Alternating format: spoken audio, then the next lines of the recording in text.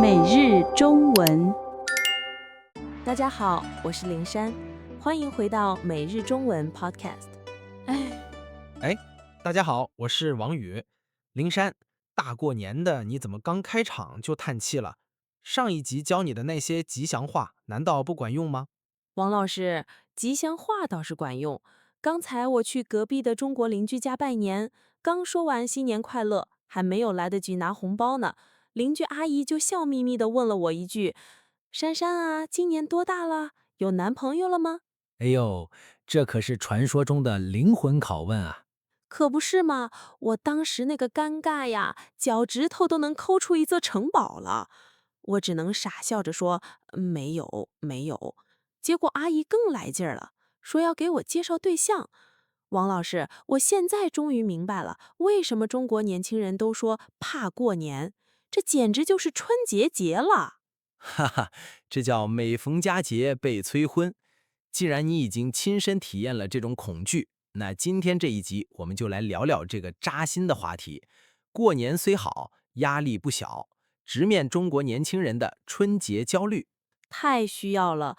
除了这个有没有对象，中国年轻人回家过年还要面对哪些大怪兽？这第一只大怪兽就是你刚才遇到的催婚。在长辈眼里啊，春节就是最佳的催婚时机。他们觉得你工作再好，也不如成个家。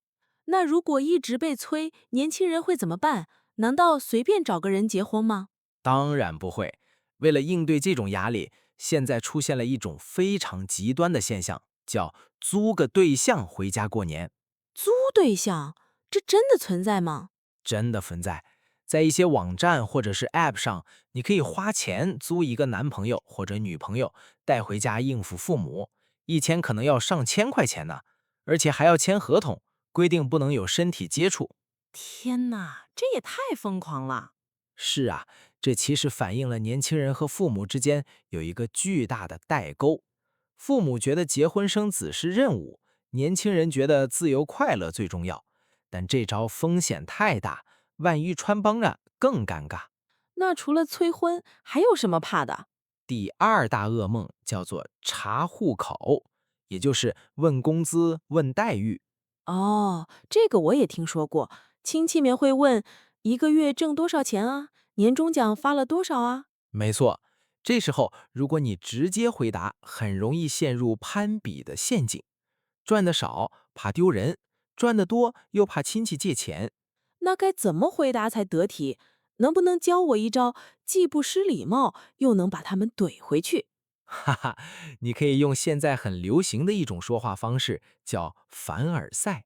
凡尔赛 Versailles。对，这是一种低调炫耀的说话方式。比如二姨问你工资多少，你别说具体数字，你要假装很苦恼地说：“哎呀，也没多少，就是平时太忙了，老板非要给我加薪，我都不知道怎么花。”这一招太绝了，既回答了问题，又让二姨无话可说，还顺便炫耀了一下。没错，不过灵山除了催婚和问工资，对于像你这样的中文学习者，甚至很多中国年轻人来说，还有一个非常恐怖的技术难题，什么难题就是不知道该叫什么。啊？这个我深有体验。刚才我在邻居家看到好多人，根本分不清谁是谁。我那个朋友 Mike 也跟我吐槽过，他上次把人家爸爸的哥哥叫成了舅舅，全家人都笑翻了。哈，中国的亲戚关系太复杂了，什么堂哥、表姐、舅舅、姑父、姨父，很多年轻人自己都晕。对呀，王老师，有没有什么万能的称呼可以让我不犯错？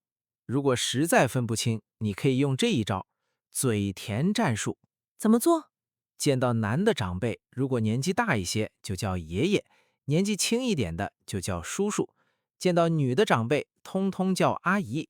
虽然不一定精准，但至少有礼貌，伸手不打笑脸人嘛。叔叔阿姨好，这一招好，简单又实用。其实，虽然我们吐槽了这么多，但父母和亲戚的初心，大多数都是关心，只是这种关心的方式，有时候让我们压力太大了。是的，所以我觉得最好的办法还是多沟通，或者就像您说的，用凡尔赛和嘴甜去化解尴尬。对，过年嘛，最重要的还是开心。不管是有对象没对象，工资高还是低，只要自己过得舒服，就是最好的年。说的太好了，听完王老师的分析，我觉得我稍微从容了一点儿了。大不了我就多吃点饺子，堵住我自己的嘴。哈哈，吃饺子是个好办法。不过灵山，说到吃，这又是一个大战场了。你知道吗？在中国，过年吃什么，南方人和北方人是能吵上一天的。真的吗？不就是吃饺子吗？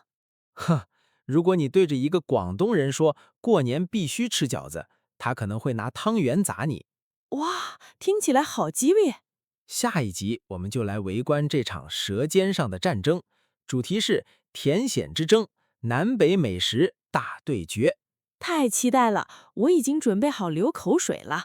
今天的节目就到这里，希望大家在春节期间都能练成金刚不坏的身，从容应对七大姑八大姨。对了，如果你是外国朋友，不用太紧张，中国人一样怕这些问题。祝大家春节快乐，心里没烦恼。我们下期见，拜拜。